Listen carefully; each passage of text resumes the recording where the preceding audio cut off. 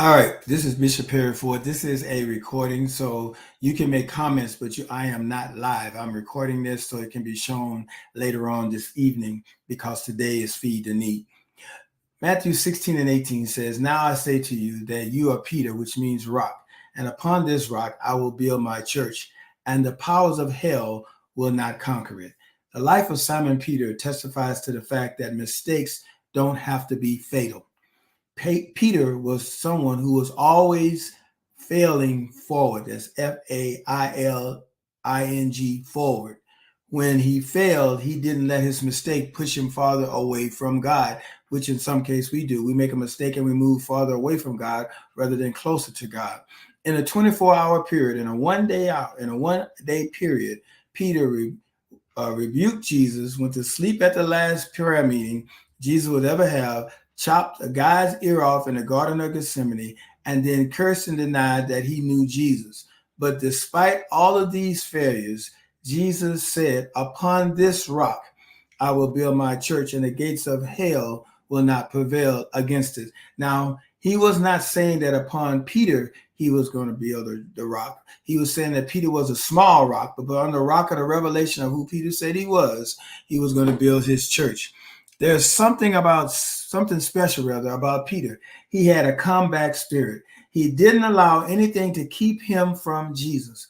On one occasion, while everyone else was content to sit on a boat, it was Peter who saw Jesus walking on the water. He was so determined to get to him that he got out of the boat. And he said, "Even if I have to do the supernatural, I'm going to get near Jesus." Now, this being paraphrased, that was passion.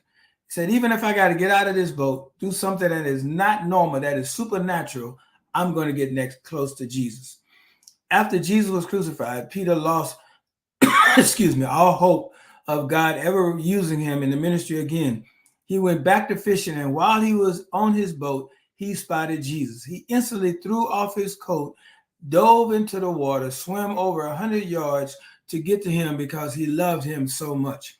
When Jesus spoke to Peter for the first time after everything that had happened, he asked Peter this question: "Why did you deny me?" He didn't ask Peter this question: "Why did you deny me even when I needed you the most?" He asked him, "Do you still love me?" He just wanted to know if Peter still had a passion for him that he had seen so many times in the past. Jesus never brought up his past, but simply wanted Peter to know that if Peter still loved him. Jesus doesn't care how much or how bad you have failed. He only wants to know today, do you still love him? God knows your heart. Jesus knows that Peter meant well. He had a lot of maturing to do, but when he chopped off the guard's ear, he meant well. He was just trying to protect Jesus. When he was warming his hand by the fire, he was recognized as a follower of Jesus. He returned to stay near Jesus. The rest had fled. Peter knew he was endangering himself by being there and ended up denying that he knew Jesus. However, he was only in that position because he had loved Jesus so much that he followed him. Jesus looked past Peter's failures and saw his heart.